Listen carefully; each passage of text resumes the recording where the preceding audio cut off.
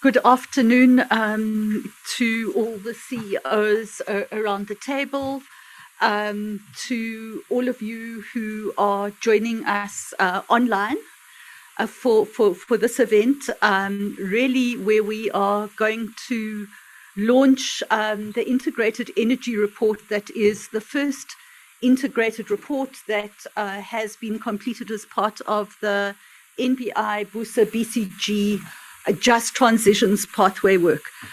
By way of introduction, firstly, my name is Joanne Yawich. I'm going to shortly ask everybody around the table to introduce themselves. And we are looking forward to, firstly, to a presentation of the work that we've done, and then to the responses and the thoughts of the CEOs, not only on the report, but really on the issues related to their approach to South Africa's energy future. And thank you very all for being here today. We know how busy you all are, and we really appreciate the fact that you've taken the time to be here. Just before we start, we have three apologies. The first is from the CEO of Eskom, who, as we know, is a very pressurized person. And at short notice, he was called away for an emergency and has asked that Mandy Rambros over there makes the comments that he was going to make. So welcome, Mandy. Then the CEO of the IDC is unable to join us today, and we will also try and reflect some of the issues that he wanted to speak to. And lastly, the CEO of the Chemical and Allied Industries Association is ill. So maybe just by way of apologies. The way today's agenda will unfold is we'll do a round of introductions in a few minutes. Then I'm going to hand over to Luca Chamontet from BCG to take us through a summary of the report. And following that, we'll have a moderated panel discussion, which I will chair.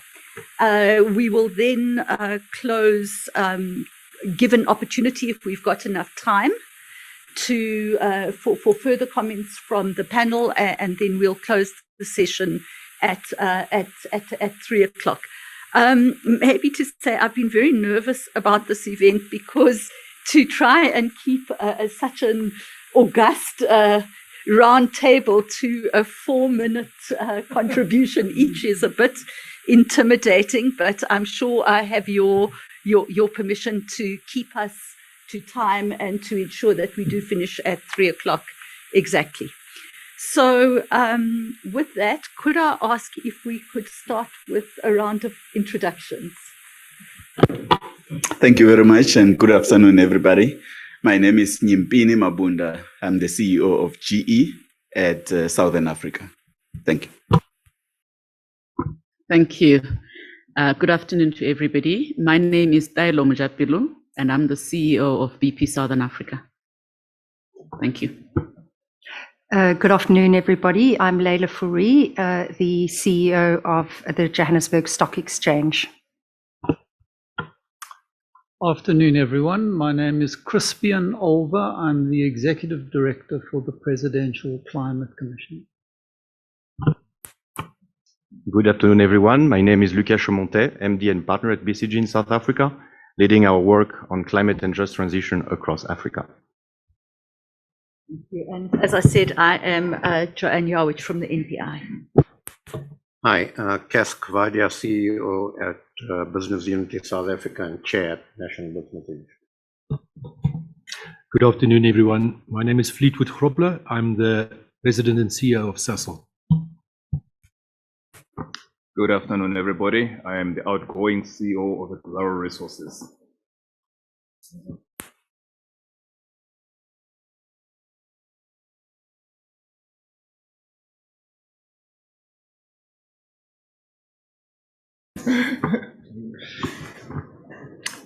Good afternoon to everybody. My name is Nolita Fakude, and I'm the chairperson of Anglo American in South Africa.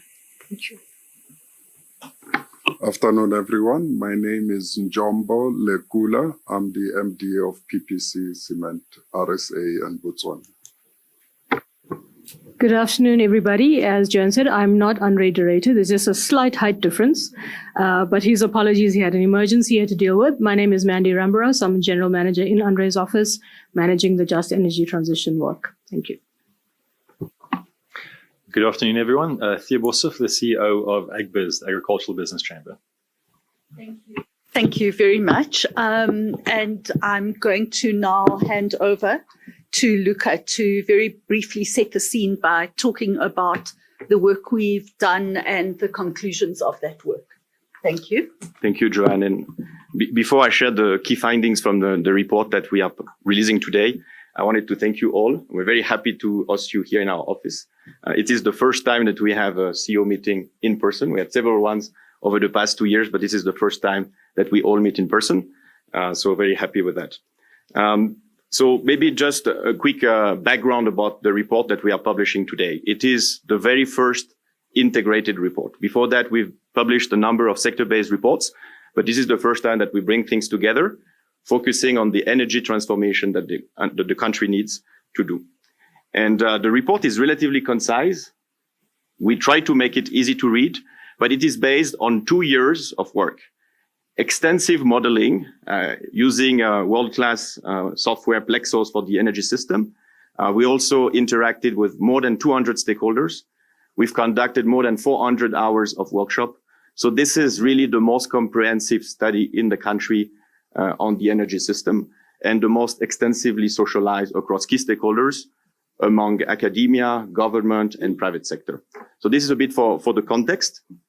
I won't go through all the key findings, but I wanted to share a few of them, but as a basis for the roundtable discussion we will have in a few minutes. The first message that I wanted to convey is that while getting to net zero is very difficult, it is very expensive, particularly for hardest to abate sectors like cement, for example. There are 60% of the total emissions that we can eliminate by switching to a renewables-based power system, by the combination of electrification and switching from a coal-based power system into a renewables-based power system.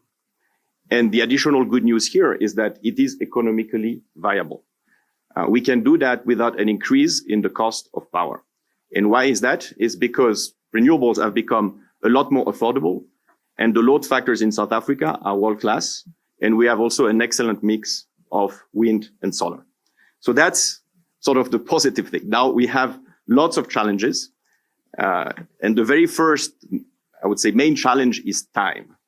If we look at the scale of what we need to build over the next 30 years or less than 30 years now, it is absolutely massive. If we put this into numbers, we're talking about 7 gigawatt of renewables capacity to be built every year in the next 10 years. And that numbers goes up to 10 gigawatt per year in the remaining 20 years. Just to put that in perspective, it is more every year what needs to be built than what we've built over the last 10 years. So we're talking about a more than 10x acceleration. So that's the first key challenge. How do we get to the speed that we need in this journey? The second major challenge that we wanted to highlight is related to the other infrastructure that is required to make a renewables-based power system work. It's not just about generation. We need the adequate grid infrastructure and capacity, and we also need the infrastructure to manage intermittency and renewables, particularly storage capacity, as well as peaking capacity. So if we focus just on the grid capacity and look at what we have today, about 30 gigawatts of available grid capacity, mostly in Mpumalanga, will require some upgrade and some strengthening to be used. But that is a good basis where we can start plugging new generation. But it's not enough. Up to 2030, we will need 60 gigawatts. So that means that we still need to build an additional 30 gigawatt of capacity, particularly in the coastal areas where the available capacity is very low. And this is where we have most of the best renewables resources. So a lot of investment required in the grid. And here we're talking about I would say the hardware, the hard infrastructure. This study is about just transition. We also need to think about the software, the people side of things. It is a massive reconfiguration of the workforce, massive reskilling, migration of workforce.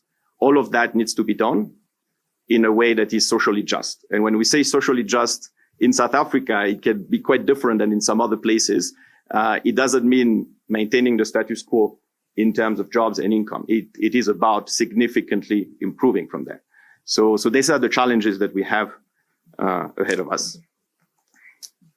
Now, if we put the consolidated picture of what it means for the energy mix, you can see here it is not an incremental change. It is a radical shift. And if we start from the left-hand side, you see here the power generation. We need to more than double the quantity of power in the next 30 years as a result of economic growth, but also electrification of the economy. So it's not just about replacing the coal system. It's about scaling it up significantly. Then moving to the right, we also need to substitute nearly all oil-based liquid fuels up to 2050, phase out entirely coal progressively, particularly in the last decade towards 2050. We need to increase gas as a peaking technology in the next 10 to 20 years, but then decrease again towards 2050 and massively scale up renewables, hydrogen, and its derivatives.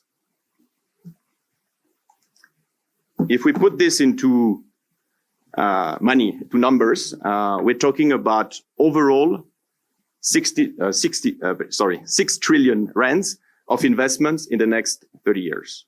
1.2 trillion rands in the first decade. So this is a lot of money. Half of it will have to go into the power transition. And if we look at, for example, what we've secured today, we are not there.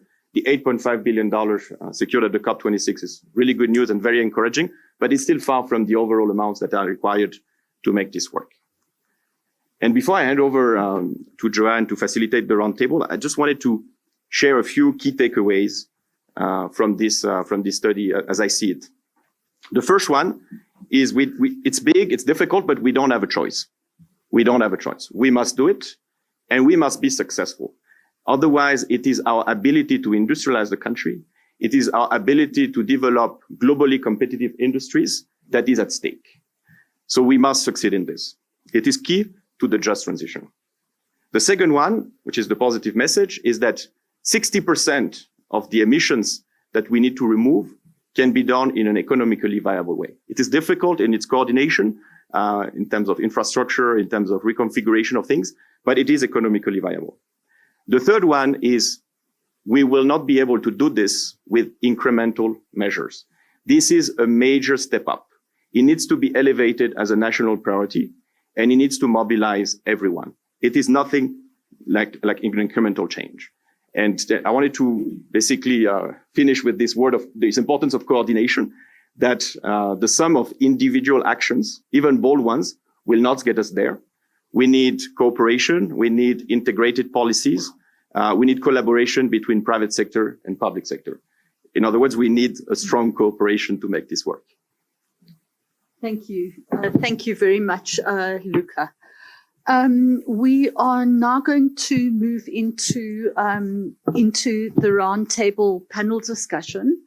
And I think that where we'll start, in fact, is with you, Mandy, to really talk about how, in the context of the current energy security crisis that we're facing, whether or not there's a trade-off between decarbonization and energy security. And if there is, how does that play out? And if there isn't, how do we think about it? And then to talk really about some of the quick wins that need to be pursued now, and what, from your perspective, are the enabling factors that need to be put in place. Thank you, Joanne, and thank you, Luca, for that presentation. I think actually he said it all in that presentation in answering that question. But the energy crisis that we're currently in, and we have been in for many, many years, it's not new, and the transition are actually complementary and not contradictory, contrary to what we're seeing a lot in the media. We've been saying for a number of years that we need to add 4 to 6 gigawatts of capacity to the system. And I think in the study, you can see you mentioned 7 gigawatts now that we need to add. So that number is cumulative. It's growing. So the less time we take, or the more time we take to add capacity to the grid, the higher that number is going to get. So they're not contradictory. They're complementary, because for a number of reasons. So even if you were completely environmentally agnostic, at the moment, the quickest and the cheapest capacity you can put on the grid is renewables. Anything else, so that we're talking 18 to 24 months. That's the quickest we can do. And we've got grid capacity availability, like Luca showed in that graph as well. So we have about 13 gigawatts of grid available immediately that we can add capacity to the grid. So adding renewables makes complete sense. It will add capacity to the grid, albeit at lower capacity factors than we currently have, which means we need to overbuild renewables. We need to build as much as we can. Secondly, it gives us headroom as Eskom to do maintenance on plant that we will have running post 2035. So we have a strategy to shut down 22 gigawatts of coal by 2035. And what we need is the headroom to maintain those 6 plants that will be running beyond 2035, to get their availability factors up and to ensure that we can continue to provide that electricity into the grid as well. So there might be, when you asked me if there are some trade-offs, there might be a need for us to extend the dead stop dates for some of the plant that we currently have scheduled to shut down in the next 5 years. Camden, for example, should be shutting down in the next 5 years. We may have to extend that dead stop date as we build renewables on the system. And that's due to the gap. So it's not, it must not be confused with life extension. We're not extending the life of coal. So Eskom has been unequivocal about that. We will not invest in or extend the life of coal, but we might extend the dead stop date. So instead of shutting it down by 2025, we might shut it down by 2027, for example, to give us that extra headroom. But unmistakably, the quickest and the best thing we can do is add renewables to the grid as quickly as we can. That is the quick win. So in the last few weekends, we've been in a number of energy crisis meetings, and the same questions being asked is what are the quick wins? What can we do quickly? And I sound like a broken record, but it is adding capacity to the grid as quickly as possible. We've made land available in Mpumalanga. We went out to the market in April. We made land available to the private sector to lease land from us to build renewables. And that was oversubscribed by 3 times. So we've got 18 bidders that have been signed on, 1,800 megawatts without a PPA and without a government guarantee. I think that's very important to understand.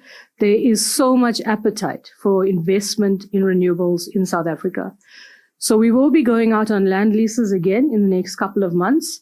As the graph showed, we have grid capacity available. We're doing some land assessments. We will be able to go out soon. We made available 4,000 hectares. Like I said, it was oversubscribed, so we're going to go out with more land availability.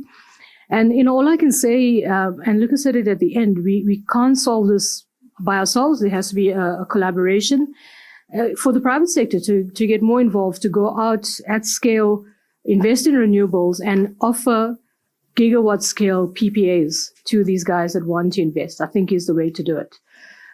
So it's not one organization or one entity solving the problem, but all of us working collectively. So the land lease, the biggest win.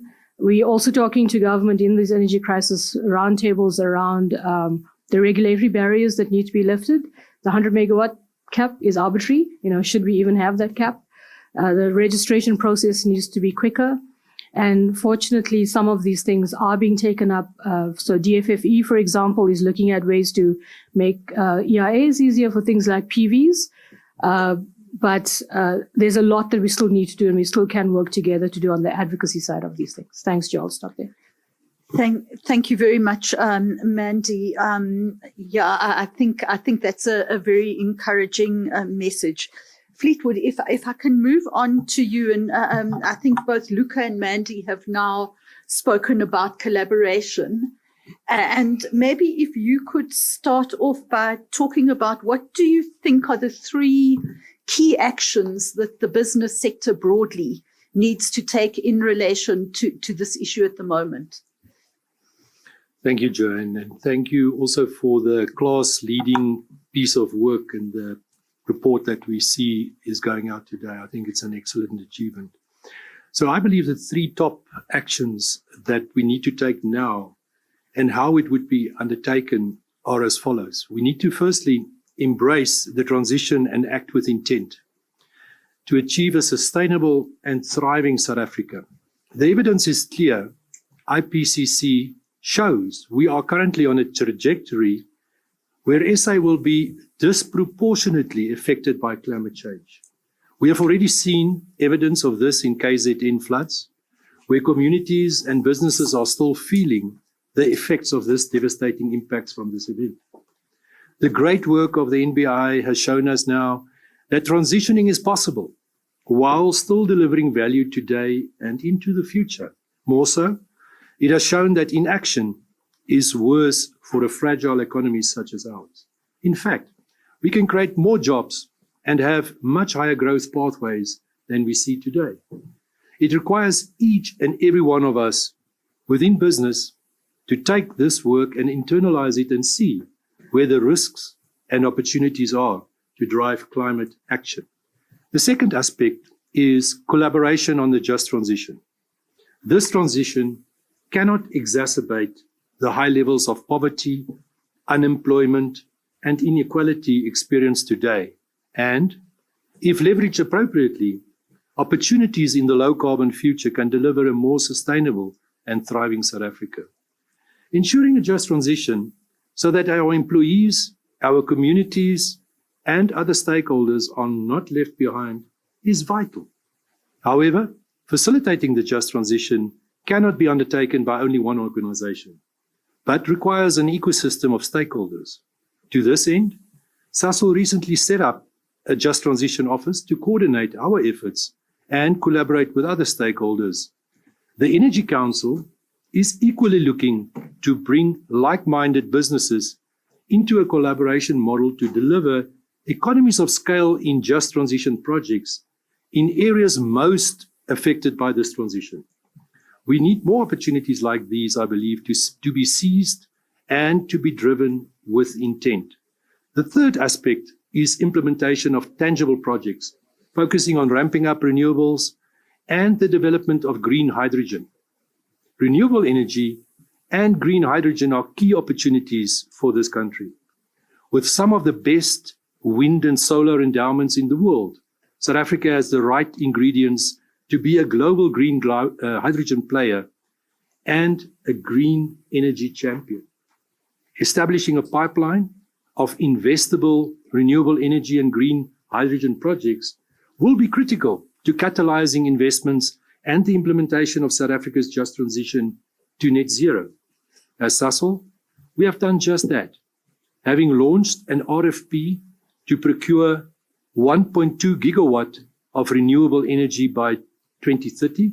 This is also in line with Eskom's call today to action for business to procure gigawatt scale PPAs. We're also playing a lead role in orchestrating South Africa's green hydrogen ecosystem and establishing a pipeline of investable projects across the hydrogen value chain. An example here is the multi-gigawatt Boegoebaai hydrogen export project in the Northern Cape, which we have currently under a pre-feasibility study status. I think I'll stop there, Jane.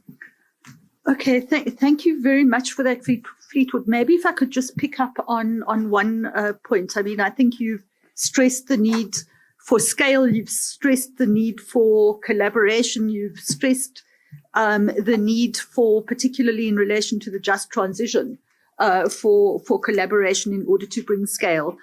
But I think one of the questions, and particularly in relation to the kind of renewables pipeline that you're speaking to, is to really talk about and identify the support that would be needed to unlock those projects. So maybe if you could comment on that. Yes, thanks, Joanne. We've given it quite a bit of thought, and I think we've crystallized, the enabling ecosystem, which will be critical to reach implementation stage of these projects. So let me touch on, in my view, 5 key priorities that can be addressed to create an enabling environment. So first of all, let me start with NERSA. And we know that NERSA has made huge progress for registering of projects less than 100 megawatt, but we have now, make sure that we can now do the first projects in that category, but we need more of that. So we can't stop there. So for projects over 100 megawatt, this process is still slow in our opinion, given that NERSA requires a full PPA between the buyer and seller, which can delay overall project implementation and development timelines. This needs to be addressed. And I think the view would be here to accelerate the projects that is above that magnitude of 100 megawatt. So I think that's the first one. Secondly, the IRP. While implementing the current IRP, I think a revised IRP needs to be developed as a matter of urgency in line with our agreed decarbonization aspirations and the least cost pathway. This needs to be data-driven, technology agnostic, cost-effective, coupled with a practical and pragmatic approach to meet the country's needs. Thirdly, we also need to upgrade and balance our grid. We listened to Mandy and her point around the grid. So we've seen the studies, we've seen this on the report that we released today, that it needs to be strengthened as a matter of urgency to accommodate renewables at pace and scale needed for energy security and decarbonization. So areas like the Northern Cape, which have the best renewable energy resources, have stagnated, given the grid connection constraints, remembering that better wind and solar resources result in cheaper tariffs for the country. We should also be considering where the major bottlenecks in the transmission system are and what could be done to unlock further capacity. I'm sure Eskom has studied this in detail. A fourth aspect is licenses and permits for renewable and green hydrogen projects that should be prioritized and fast-tracked.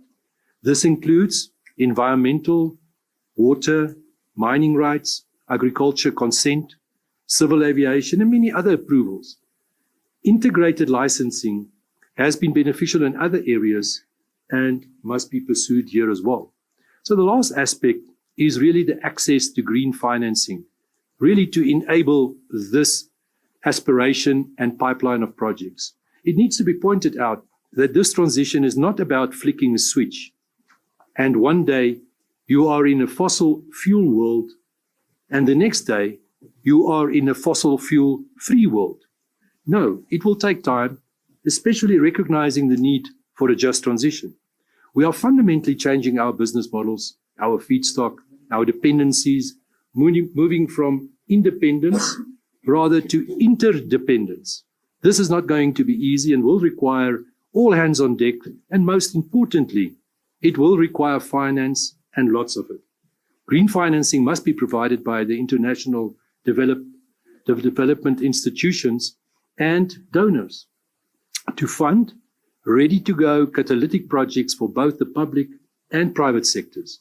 Government is formalizing the allocation model for the $8.5 billion Just Transition Facility, which was launched at COP26 last year. But we all know that we need way more than this to undertake a complete redesign of our economy. We need to cooperate as business to support government, to attract international support by bringing forward more bankable projects for funding. Thank you very much, and I think that leads me right on to Leila. And clearly, Leila, the issue of green finance is critical to enabling a just transition. I think recently you launched the Sustainability and Climate Disclosure Guidance, and really maybe if you could talk a little bit about both that and the role that it has to play in a financing environment and in these areas of concern, but also how business can play a role in terms of greater mobilization of green finance for South Africa, and I suppose deployment of it as well. Yes, thanks very much, and Joanne. And I think maybe I'll just start with a slightly wider contextualization of the role of the financial sector as well as the JSE. And I think the financial system has a really crucial role to play in mobilizing investment and in catalyzing investment into the path of just transitioning to net zero. And the JSE is very much supportive of that process. We are very supportive of NBI's Just Transition Pathways project.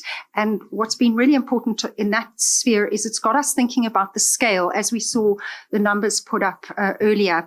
At the same time, I'm also very conscious of the work in the public sector, and including particularly the National Treasury's work on financing the sustainable economy, and particularly the recent work that was done by the Presidential Climate Commission, along with the Presidential Climate Finance Task Team under Dan Manelli. So there is a very important and a great opportunity for public and private sector to start to work together. And the framework that we launched just recently was based on international precedent.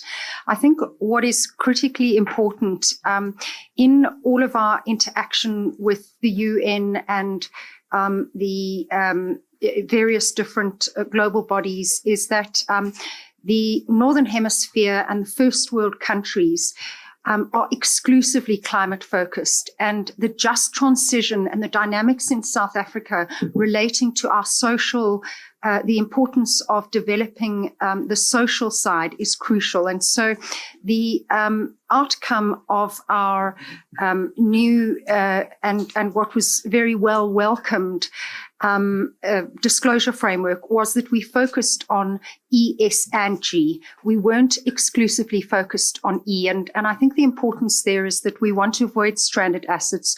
We want to ensure that the social dynamics within the country are front and center. We realize that there is a commercial incentive. It's not purely an emotive or an ethical issue. We've launched a number of new bonds relating to green and social, and within that, they've been our best performing bonds within the bond market. We've raised more than $10 billion in the past year under our sustainability bond framework. And those bonds have been oversubscribed by 3 to 4 times, indicating the focus of private sector and the focus of business on financing. And what's really crucial to underpin this is an appropriate standardized framework that's aligned with global precedent. So we're very pleased with this framework. We think it's the first step and will certainly evolve as the methodology and the quantification and the disclosure becomes more sophisticated. Insofar as the connection between public and private sector goes, I think the most important thing here is capacity building. Private and public sector need to make sure that we are focused on skills building in the right technologies. So sustainable business lines that take us to net zero are going to require a new set of skills. And in order for us to avoid the dislocation that could happen in the workforce and unemployment that comes with those who have older skills, a genuine, connected, lined up whole of industry between public and private sector is required to ensure that we deal with the social dynamics. Thank you. Thank you very much. Thank you very much for that. And I think the JSE has done fabulous work over the last year. I think the guidance is incredibly helpful, and also read with things like the National Treasury's green taxonomy starts creating for South Africa a really world-class framework within which we can work. Nolita, if I could come to you now, and I think maybe to pick up on some of the things that Leila was alluding to, mining is clearly a sector that is being significantly disrupted by the energy transition as commodity value pools shift. And in your role both as chairman of Anglo in South Africa as well as the chairperson of Minkosa, you bring a great perspective in relation to how the sector is collaborating to decarbonize and ensure a just transition And really, if you could talk a little bit about how mining is working to ensure just transition and also what support is required. Many thanks, Joanne. And again, I want to echo what my colleagues have already said, to congratulate the NBI and BCG for the great work that has gone ahead in putting this report together over the last 2 years. It's really helpful because you've managed to integrate all the perspectives from the different stakeholders.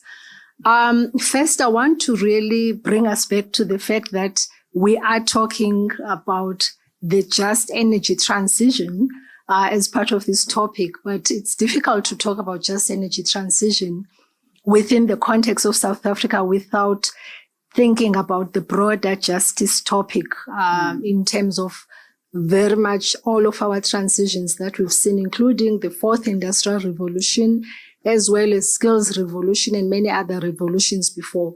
So for us, as an organization, both the Minerals Council, but as well as Anglo American, we are looking at this from a holistic perspective to see, one, how best could mining ensure that the decarbonization commitments that all of us are making are actually achieved in a way that will bring up that justice element for all of our operations and also for the industry at large. I'm sure most of us have heard the saying that if it's not grown, then it's mined. And it basically means then that even for the low carbon future that we're talking about, mining will still play a significant role in helping with the transition and also the decarbonization that we're talking to. However, we do acknowledge that mining will have to be done in a sustainable manner. And for us, we are looking at various technologies that will enable for us to mine in a way that is sustainable, and that the technology covers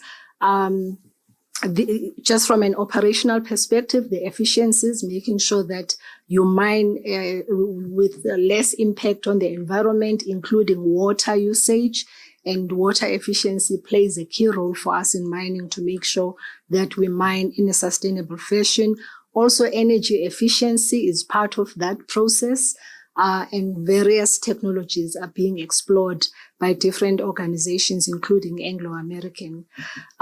We also acknowledge that the materials that are mined, copper, nickel, PGM groups, and even iron ore, are very much key in helping with the transition, whether they're talking about battery technology or even the solar PV system that we're talking to. Mining will still play a role, but as we know, the value chain and the supply chain has got to be green and also as sustainable as is required. So we are looking into those issues around clean coal even as part of our process. So I want to take away this myth that mining is a reluctant participant in the just energy transition or even the just transition process, because we see our role as quite significant and important. Secondly, the issue around how we make sure that the S within the ESG is actually also amplified, which is what Leila was talking to, is what we are looking at as the industry, the partnerships and collaborations with institutions of learning, of higher learning, important research and development, as I have indicated, also is quite important. Within the Minerals Council for the last 3 years, we have been working with the CSIR through the Nelson Mandela Research Precinct to make sure that we work with labor to understand the future of work and also how mining will be impacted with this kind of transition. Because also for us, technology also helps with safety and innovation. So we do use innovation and technology significantly to make sure that these transitions have a lesser impact on employees as well as communities as we continue to operate within communities. We are very aware of the fact that resources, mineral resources belong to countries. They don't belong to companies. So it's important then that when we make decisions about resources, whether we use them or not use them, that we take into consideration country strategies around their commitment to social impact and also inclusion of the communities, especially host communities, as well as making sure that all stakeholders participate in a way that benefits them at the end of this process.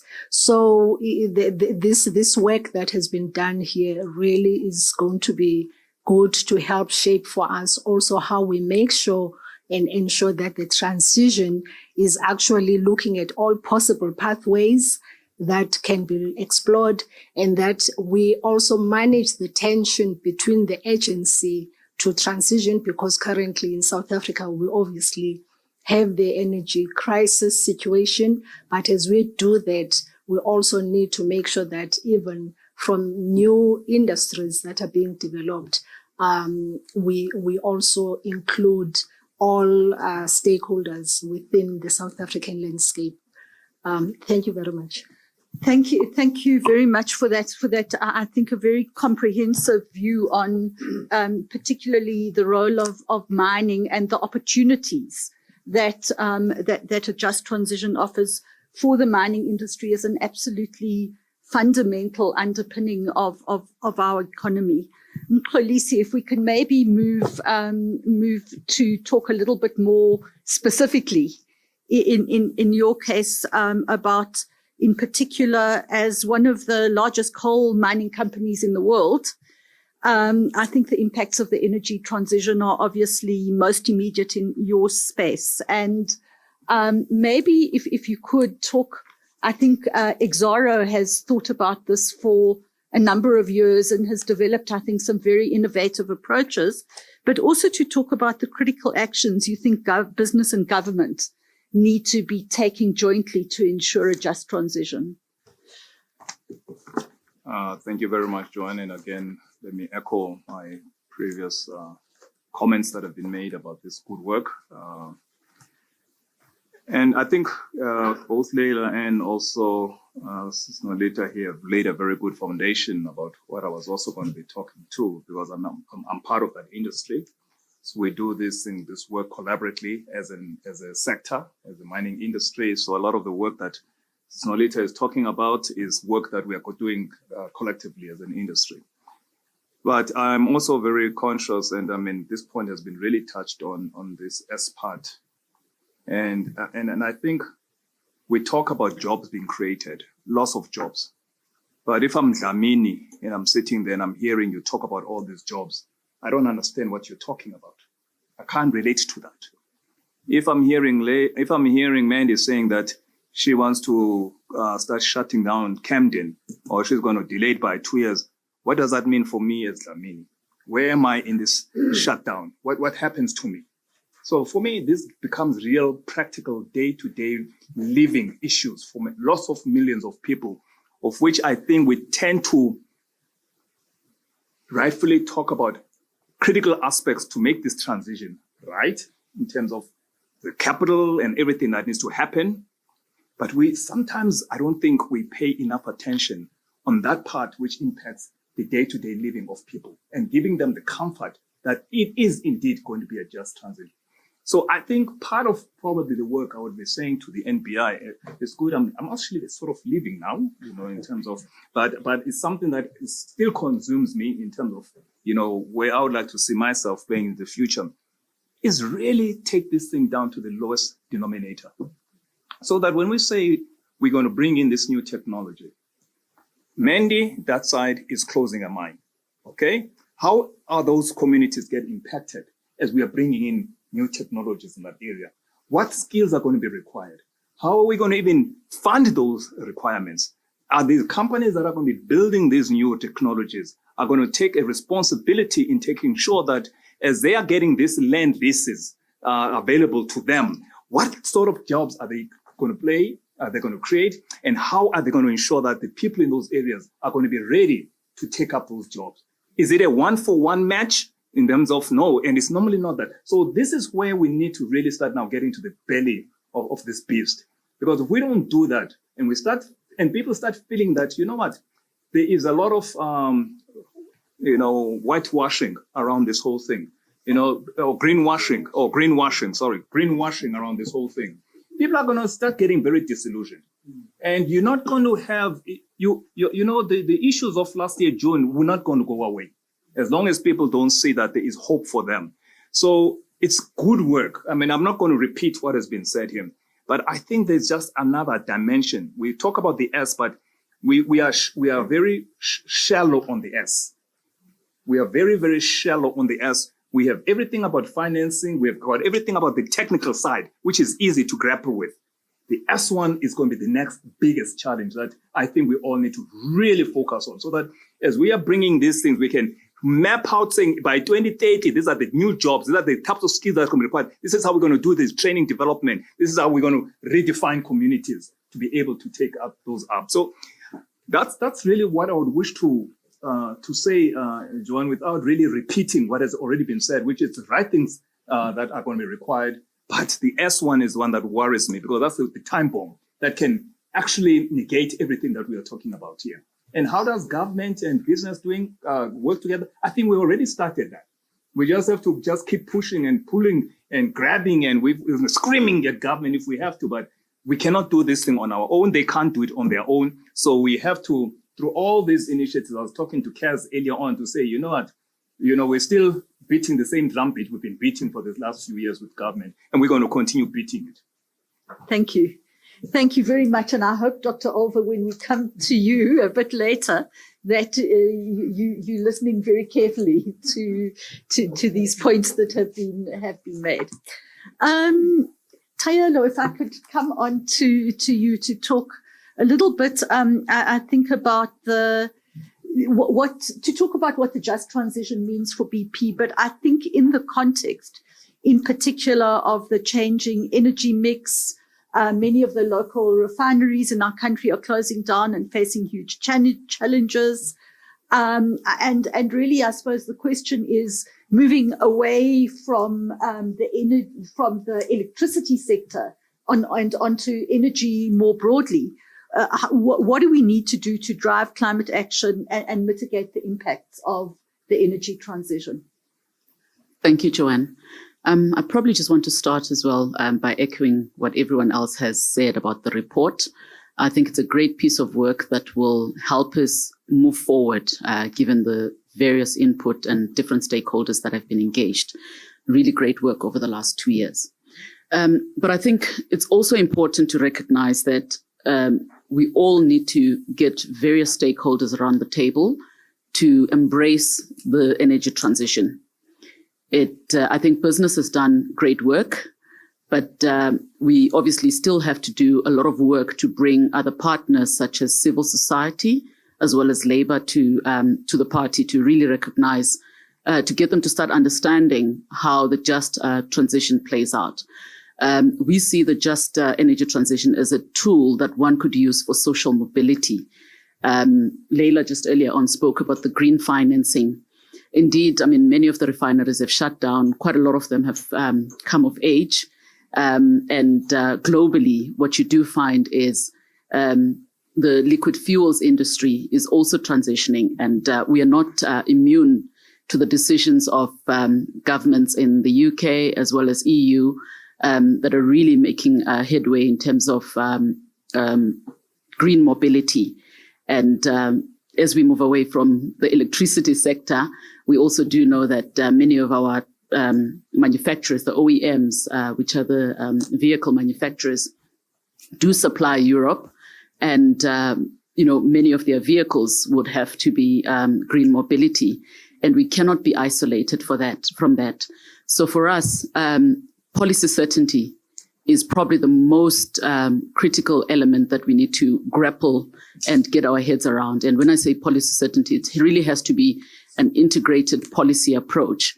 So if I were to give you an example, when we talk about enabling green mobility, we've got to make sure that the policies around energy are very clear, because we cannot launch EVs in an energy crisis because you're defeating the purpose.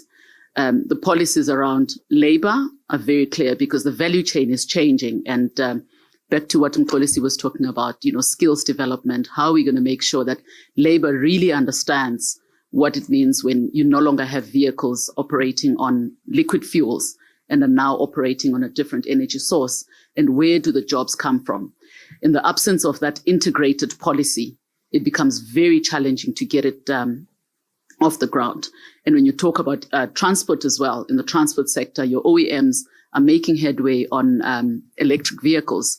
However, what you do find is it is still quite prohibitive in South Africa because of the premiums that are associated with it. In order for us to make headway on green mobility, we've got to make sure that we're able to, have green energy sources at scale. And this is why it's important for it to all be integrated. And we really would like to work with the different stakeholders to ensure that, we start making good progress. In terms of the just energy transition, when it comes to how employees understand what needs to happen, many have spoken about skills development, but I think more importantly is really for people to understand that those that actually have the resources and means, how do we start bringing the rest of society along? Because in the absence of that, what you run the risk of it being more of a talk shop per se, without us, moving forward, because the reality is the people that have the less resources actually determine how your country moves forward, because, they will either make it happen or either frustrate the process. And it's very important that we bring everybody along. Thank you. Thank you very much for that. And I think that that last point is really important, that if people aren't with you, they are often against you, and that means that you can't move. And I think in that context, what I think Nolita and Mxolisi and yourself have spoken about in terms of opportunity is what I want to now move on to and ask Nyimpini to come in and really to look at some of the issues around the development of new green industries, to look at the issues around skills development, how we make it happen, to look at the question around localization. And we're aware that General Electric has been very deeply involved in driving both localization and skills development in South Africa in the past. And how do you think that the work that individual companies are doing, including yourself, can be scaled by collaboration within business and around value chains? Thank you very much. And at the risk of being a broken record, is to also really congratulate the team for the fantastic work. It's been an absolute honor and privilege to have been part of this work in the last 2 years or so. And the outcome speaks for itself. I am at a personal level particularly proud because I'm an alumni of BCG. And it's great to be back in this office. It's great to be back home. And it's good to see the organization continuing to produce great work. Joanne, you're right about our experience. Of course, GE has been involved in huge infrastructure projects in the power sector, but also in the transportation sector, working alongside our customers like Eskom, Sasol, and Transnet, and with a high degree of localization. And over the years, we've learned a lot around what works in driving skill development and localization. And I think I'm using that to reflect what I think we need to do as industries, as private sector going forward? And for me, there's 4 things. I think the first one is to really go back to the foundation or the grassroots, because what is quite clear is that our basic education and schooling system is not producing the level of competency that we need. If you look at your STEM pass rate and you look at people who start grade 1 versus those who complete matric, I think many of us have been investing at the university level. We've been going to technical, but we need to intervene at a high school level. And I think collectively we need to think about how we do that, because unless you do that, the pipeline that's coming into university is already of poor quality. And if you have an input that is already poor, then you don't have the output that you want. And to this extent, I'm really pleased about GE's Next Engineer program. We announced earlier this year, which is an investment of $2.5 million to train particularly 14 to 16-year-olds. And we're aiming to reach 5,000 and to become engineers and people who haven't been previously exposed to that. We need to look at programs like that and do it at scale for me. The second part, though, is that there is some available skill. There is a mismatch of skill that we have in the market versus the skill we require. And I think then we need to not just reskill, but do conversion.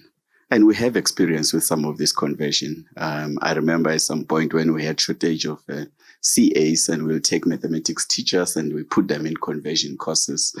Recently, I had an experience when I was at Vodacom where we had huge shortage of data scientists, and we're converting CAs and engineers into data scientists. And that is a quicker way of doing that. I think at some point medicine did that as well. And we need to think about what are the base skills that people have and what can we put on top to drive that conversion. And specifically then we need to therefore not ignore to use Nkolisi's example of Lamini. And Lamini, who's a coal miner, and Lamini, who's working in an Eskom power station that is going to be closed. What skill base do they have? And on top of that, what conversion training can you do? And I think we need to do that at an ecosystem level. I think for me, that's quite important. And this is a very topical issue that I agree with Nkolisi that we need to really go deeper and talk about it. Last week, I had the pleasure of, in my capacity as the chairperson of US South Africa Business Council, through the South Africa Embassy in Washington, we had an Invest in Mpumalanga roundtable with the Mpumalanga Premier and her team. And it was quite tough because Mpumalanga as an economy relies a lot on coal and the coal jobs and all of that to talk to them about transition. And therefore, what does it mean for that economy? So you can imagine, even if it's painful at that level, when you now, because they said Mpumalanga is accountable for about 80% of generated energy currently. Now you take it to Lamini. And I'm also biased again because I happen to be the son of Mpumalanga, having been born and brought up in Bushbuckridge. I've got vested interests. So for me, I think we need to think about the reskilling and how do we train and do that. And it is possible. Just, I know I'm giving a lot of examples, but I really like to make things practical. In 2020, we had a crisis at GE. One of the big divisions we have is obviously aircraft engines. We supply 7 out of 10 aircraft engines today, and the aircrafts were grounded everywhere. And suddenly, no services, nothing, because you know the hangars are closed. But what happened is that the healthcare division had huge demand for COVID-related stuff, including ventilators. And we supplied in 3 months what was 5-year demand normally of ventilators. We didn't have people to make that. We then retrained technicians who were making aircraft engines and fixing engines in 2 months, and they were making ventilators in a makeshift factory. So that is possible. And I think we just need to think creatively. The next one for me is about scale. And Lucas talked about this to say, we're looking to build per year what we've built in 10 years, 10x, right? And we don't have a very good record on execution at scale. I mean, even the World Cup stadiums were nearly late. I mean, talk about any other infrastructure project. So we need to find ways to reskill at scale and build capacity at scale. And I think that's where we need to leverage technology. We need to think about what can we do with video platforms? What can we do with AI technology? What can we do with leveraging the 4IR to train at scale? I mean, the government has allocated extra spectrum today, meaning that the cost of data and devices should come down. How do we leverage that to really drive things at scale? Because we don't have enough universities. We don't have enough technicons. We don't have enough CETAs. What else can we do to augment that? So I think we need to be creative. And then lastly, it's retention schemes. We lose far too many people that we've trained. I was talking to some people in executive search and just search in general. They're saying that they have never been busier.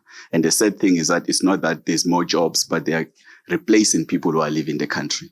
And these are skilled engineers, skilled people who are going elsewhere. So we need to have an ecosystem to say, after a project is finished, where else can they go?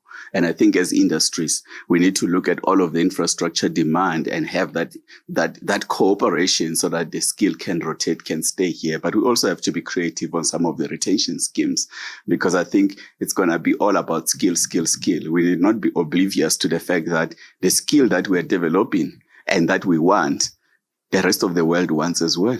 And they come in with very aggressive packages. There's highest number of vacancies in the US, in Dubai, wherever. So we're competing globally with these markets who are looking for our people. So if we don't retain them, it's going to be a problem. I mean, I can tell you from a GE side, the demand for renewable energy around the world, it's over the top. And therefore, the people that we train are the same people that Europe will want. If we don't retain them, they are gone, because the euro and the dollar is much more attractive than the rand. So we need to think creatively. It's going to be competitive. Thank you. Thank you. Thank you very much for that. And I think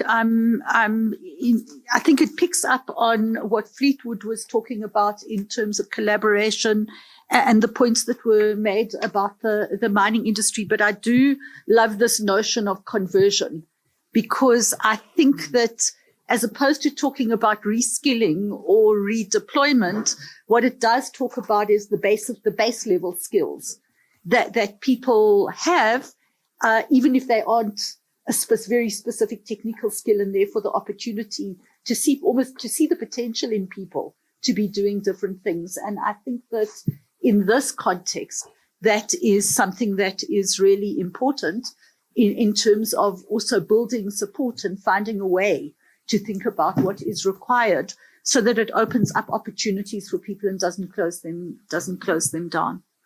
So thank you very much for that contribution. Njombo, if I can come on to you, and I think that cement is sitting with a really difficult problem. Like steel, it is one of the most difficult sectors to decarbonize. It's not a South African problem. It is a problem right across the world. And so maybe to ask and clearly we have an interest in South Africa, particularly if we want to localize in retaining our heavy industry and retaining our cement and steel industries and growing them. And so what support do you think is needed for the hard to abate sectors like yours to decarbonize, and how do you work with others around that? Thanks, Joanne. I think you're very correct. It's hard to abate, but it's not impossible. And we believe that it's going to take time. So as PPC last year, around November, we launched our decarbonization roadmap. And we kept being asked, why did you say 2030 and not 2050? And I said, well, I won't be there after 2030. So I can't commit on something that I cannot really demonstrate delivery on. And basically what we said is we need to be practical and say there are steps in terms of where we're going By its very nature, limestone, we actually take it off the ground and we drive off 34% of the CO2. And that's why it becomes very difficult to abate. However, there are other elements in the processes. And that's why when we were talking about industrial collaboration, the collaboration between government and business and looking at how we can change the situation. We are also a very intense energy user, fossil fuels in terms of coal, and we can start looking at replacement. It's been done all over the world. Things like your tires, used tires, we can use those for energy generation. The whole concept of zero waste to landfill concept, all over the world, there is like substitution of this fossil fuel to about 40 to 60%, which is being used in the cement industry. It's the best incinerator you can actually ever find. But in South Africa, the biggest issue that we have is that legislation does not talk the same language in terms of like this zero to waste. So when we talk about zero to waste, zero to landfill waste, we don't support it with the accompanying legislation. We've got tires all over, and if you drive on the N4, there's lots of farms that the land is occupied with those tires. But actually the legislation in terms of taking those and encouraging recycling or actually processing of those tires for energy has not come forth. So that's the one area that we should be looking at and say, how do we take our waste and convert in terms of trying to improve the element of decarbonization? The other aspect is that within the government and within the business, let's take Eskom produces a lot of ash, and some of that ash we actually utilize in extending our product and then reduce the amount of limestone that we require in producing the cement. So it is all about collaborating in understanding that as a business, we can't operate as alone and say we'll solve the decarbonization issue. All the elements and all the businesses within the sector needs to look and say, how can I be able to borrow from one to be able to collectively solve the problem?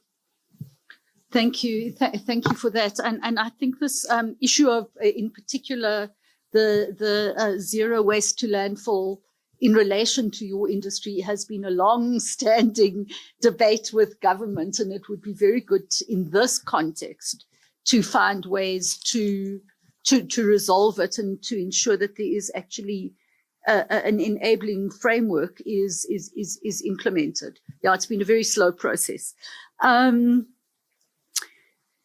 Theo, if I can come on to you and just talk a little bit about, clearly the agricultural sector it's critical and foundational for the country in terms of the fact, particularly looking at the stresses that are being experienced all around the world, where countries that are not food secure at the moment are having huge problems in relation to ensuring food security. So we're very fortunate in South Africa.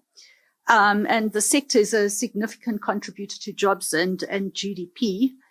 And obviously is an energy user in all kinds of ways. And so maybe to talk a little bit about how you see the sector transforming to be competitive in a net zero world, and what is required to support and accelerate that process. Okay, yes, thank you very much, Joanne. So when we look at the sustainability in the agricultural sector, we typically look at the energy, water, food nexus, which I think is critical. If you have water and you have electricity, you can produce food. Of course, South Africa being, I think, the 30th driest country in the world will eventually reach a ceiling in terms of water, for expansion. But there's no shortage of land. There's no shortage of sunlight. So I think that is critically important for the agricultural sector in terms of energy.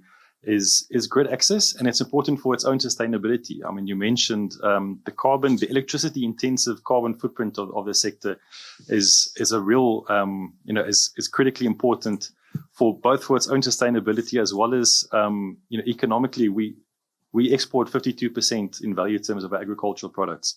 And if the industry has got a heavy carbon footprint, will come under increasing pressure from that element as well. A third of the price of food can be attributed to transport as well, similar to the cement industry. So it really is critically important, and this is why both for security of supply as well as the transition elements, really the key I think that is required is grid access, embedded generation, self-generation, and getting the regulatory framework for wheeling correct is vitally important. Unlike perhaps some other industries, we're not, agriculture is not restricted to certain geographical areas. You'll find, where there isn't a mine, typically the anchor tenant of a small town would be an agribusiness, an agro-processor or cooperative. So there's significant potential there also, through wheeling to supply renewable energy to the local communities, to some of these small towns. But the partnerships are needed, and I like the emphasis and the approach today on partnerships, especially between business and government. But here, I just want to emphasize, we talk about partnerships with government. It shouldn't just be national departments. I think all three spheres of government is vitally important, and especially getting almost the unified vision for what's required for South Africa across national, provincial, and municipal sphere is vitally important to get this grid access, to at the very least get the sector energy secure, and to reduce, of course, the demand from the grid to a large extent. And then maybe just a final point, come back to Kolisie's point about employment and the just element. I think that's vitally important. Traditionally, agriculture and tourism has been seen as two of the alternatives or the future, perhaps, to absorb some of the labor from the more carbon-intensive sectors. But I do think that honest discussions with partners are needed. The one-to-one that you mentioned is very important. An agricultural job is not necessarily equivalent to a mining job. For Dlamini, it's also hard work, but most likely less income, and the ability to absorb, is probably constrained. So reskilling, absolutely important. Financing is important, and market linkages, that can all be taken care of. But I think managing expectations in that regard and having these honest discussions about what can, the potential of the sector, what can be done, but what are the constraints is very important going forward. Thank you. Thank you for that, Theo. I'm now going to move on to Dr. Olver, and maybe, you've heard a lot of what has been said. I think that it bears very, very directly on both the mandate of the PCC, but I think also on the way that the PCC conducts its work and builds its program and builds collaboration across society. And I wonder if you could just comment on that, but also talk a bit about the issues related to financing. And I think in particularly also in the context of this 8.55 billion offer, and I suppose the broader, what it feeds into more broadly. Thank you, Joe. And let me add my voice of congratulations. This is one of the most important pieces of work that's going to shape our future for decades to come. And what it does is that it shows that net zero, which for most people has been this fuzzy concept, we need to get there by mid-century, but we haven't got down to the nitty-gritties of how to do it. This report shows that it's both technically feasible and affordable for us as a country to do. And in fact, we can get more bang in terms of the development and social impact and job creation that comes out of it. I think what you've done also is marshal an incredible consultative process around it. And I want to congratulate all of the business leaders that have been championing this. This is leadership. What you've done is point the path. And for us as the Climate Commission, you've basically now done our work for us. We can take your report, pack up and go home. Not quite. We'll send you the bill. So what this report points to is the other great natural resource that we've got in addition to coal. And that's our renewable energy resource.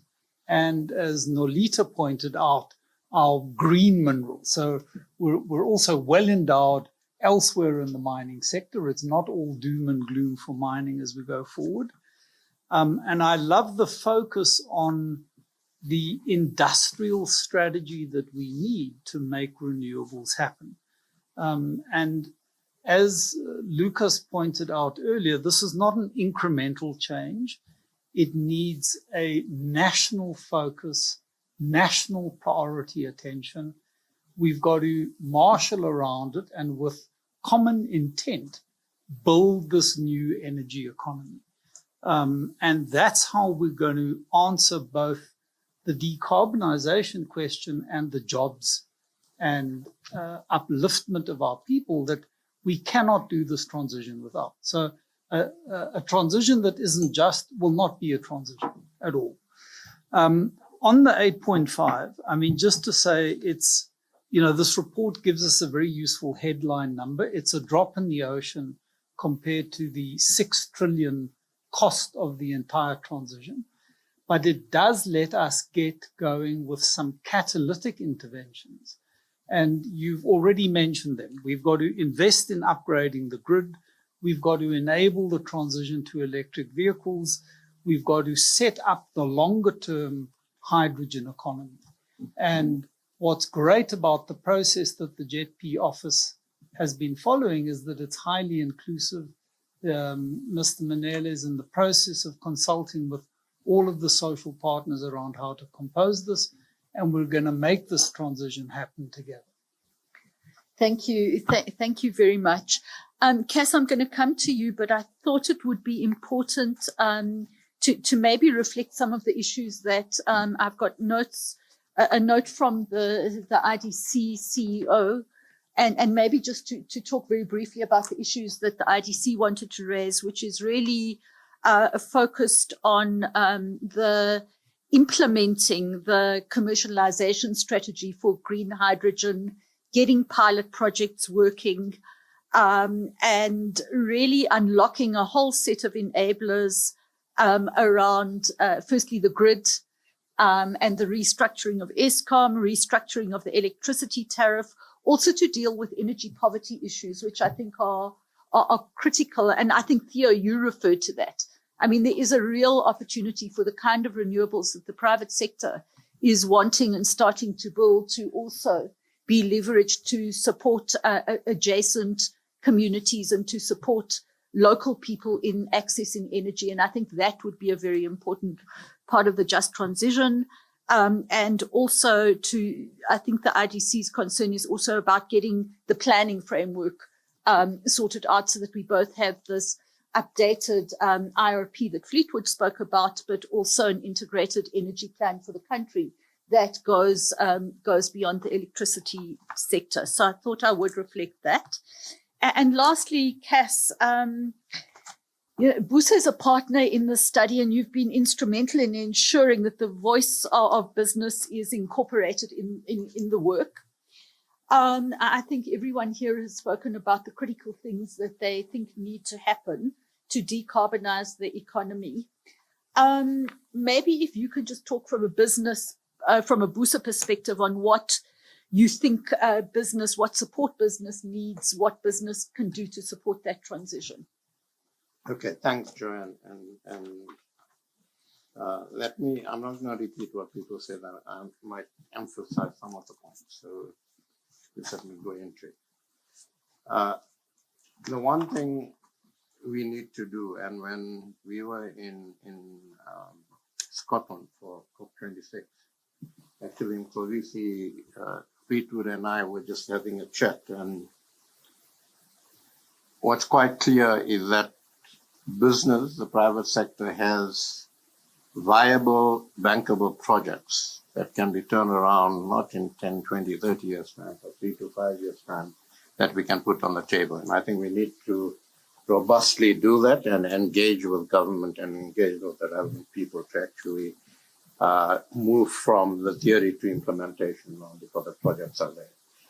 A lot has been said about leadership. And I think that, whenever I talk to business about leadership, I prefer talking to them about why they need to lead towards a different way of doing business that's also commercially sound and profitable. And I think what this report demonstrates, and I think Chippy touched on that as well, is that this isn't something that business is asked to contribute to begrudgingly. This is something that business should be going in boots and all because it makes commercial sense. And I think that we need to have that mindset, and I think business does have that mindset and is doing it. Then I think, again, some people have talked about this. We must ensure that just transition and the move from fossil fuel-based to cleaner energy and economic growth are compatible. And that's absolutely critical. I mean, we're struggling to put our country onto a growth path. This shouldn't be taking us even further back. It must actually contribute to that. Then I think that government policy and so on has come up quite a bit, including ensuring an integrated approach. So things like zero to landfill has been mentioned, wheeling has been mentioned, our high school education system has been mentioned. And I think that business has a critical role to play to continue to engage government on these. Now, we were briefed by the president, I think it was day before yesterday, for about 2.5 hours on where we are on the energy stuff and so on. And I think some of these things are being addressed. What the president's team put on the table to some extent talks to what BUSA actually publicly released and what we think we should be doing. And I think that the opportunity is there for business and the presidents, under the leadership of the presidency and government, to actually put a focused group together, to actually begin to unpack these things, what resources are needed, what capacity is needed, and we need to bring the best available capacity and resources in the country together to actually make this happen. And that's what we suggested to the president the day before yesterday, and we'll follow that up. I think the other thing that business in the leadership thing has got to play a leadership role in not just the just transition debate, but the process. And this report takes you along that line. And we need to enable all stakeholders in firms and the environment in which firms work to get onto the same page on what the just transition is. But to do that, I think that we also need to ensure that we continue to build businesses' credibility across all of society. Because I think that given where the country is at the moment, I think business is going to be expected to play a critical leadership role here. And for us to play a critical leadership role in a just transition with just being in capital, we have to develop credibility across all of society. And I think that that's something we are working on and we need to continue to work on. And then just on the cement input and so on, without violating any competition legislation and so on, of which we are very careful, we need to move from competition to collaboration in a far more effective and creative way, if you like. And that's something that we need to look at. Then we talked about some of the funding needs and multilateral funding, but I think business is sending out and continues to send out the message that what we need multilateral funding for and different types of funding, including from some of the multilateral institutions, is to also enable business and private sector funding to be leveraged into this process. And I think that the two need to work together effectively to put together different packages of finance to enable us to do different things. And I think that's important. And business also needs to, in this process, see the financing of reskilling and so on as an investment in the economy and the country. Because if we leave those people behind and we don't utilize the capacity, the inherent capacity they have, and we can enable them to actually play a role in the economy, we're basically where we are now. If majority of the people do not have any interest in the economy, you don't do business for too long. So I think we need to work on that. And then I think we also need to interact. I mean, a lot of our businesses, all of these sitting here, are globally connected and in the global architecture of business. And we need to interact with colleagues and people in developed economies for transfer of technology and so on, so that we can also leverage of that and we don't reinvent the wheel. So let me stop there. Thank you. Thank you very much, Cass. I think everybody has had an opportunity to come in. We are almost running out of time. Is there anybody who has a burning point that they'd like to make? If not, I'm going to move. Oh, Fleetwood, you want to? Yeah, come in, and then I'm going to close up. Thank you so much, Joanna. I think the point I would like to emphasize is that we've talked about collaboration and what's next. Now, let me just take one example. One thing that we cannot afford is that each company or each business around this table starts with its own Just Transition office and doing their own little four walls, come up with the brightest ideas, and we don't get the synergy through the collaboration with others to really unlock those interfaces. So I would really call upon business that we think about how to get efficiency in our process as well. Let's also look at this work, because this work has been done by feet on the ground of getting something done. So many forums that we've got in business haven't got that ability to put something tangible on the table. And therefore, my plea is also that when we operationalize the Energy Council, it has all those streams. It's got a Just Transition. It's got a funding area. Let's talk in a next step here. How do we get efficiency, or rather more effectiveness in my mind, for business to really, instead of going 2 millimeters shallow into the topic, where can we go deep and get to the bottom on certain aspects and move it forward to get that unlock with government in terms of policy and regulation. So I think, my plea would be, let's apply our minds as business to get more effective. Let's not enforce, but let's promote collaboration, but let's do it tangibly. Let's get to that action point to move forward. So that's my only add. Okay, thank you. Thank you for that, Fleetwood. And I'm going to, in closing, try and take that forward. I think that 2 years ago, when we formed this CEO champions grouping as a much smaller grouping at that point in time, it's grown significantly over the period of the project. We didn't really know where we would reach. So we started off on a journey. We knew what the work was that we needed to do, but I don't think we really understood the impact that we could generate with the work. And I think that has become clearer and clearer as we have walked along this path. And I think that fantastically more and more CEOs have joined, and I think commitment, both in terms of willingness to act as well as practical action, has really moved forward in the last couple of years. And I think that I really do feel proud that this group of CEOs has been able to lead on the basis of some very, very thorough work. So I think that out of this conversation, and maybe what we should have said in the beginning is we're launching the Integrated Energy Report today, but we hopefully at the COP in Egypt in December, we will launch the report that brings all of these sectors together. So I think the cross-sectoral nature of this program has been very important, and I think it is a real opportunity space. So we are hoping that we will be able to keep this group engaged, that we will be able to look at practical action and support processes of collaboration going forward. And I think that the just transition is a theme that has run fundamentally through everything we've been talking about today.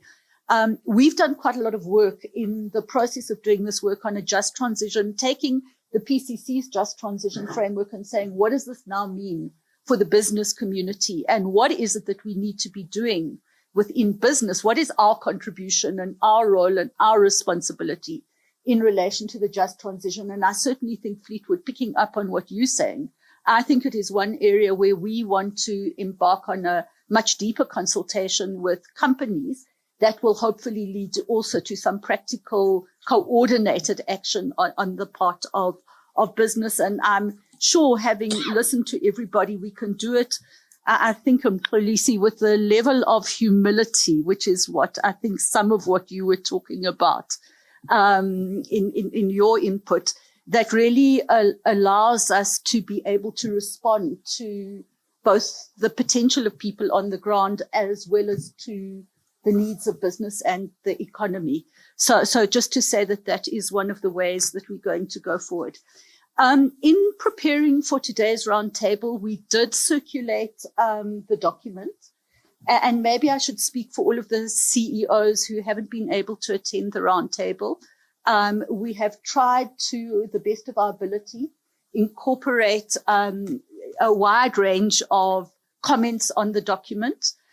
We may not have done it perfectly, so if we haven't done it perfectly, you will excuse us. There's always room to do things better.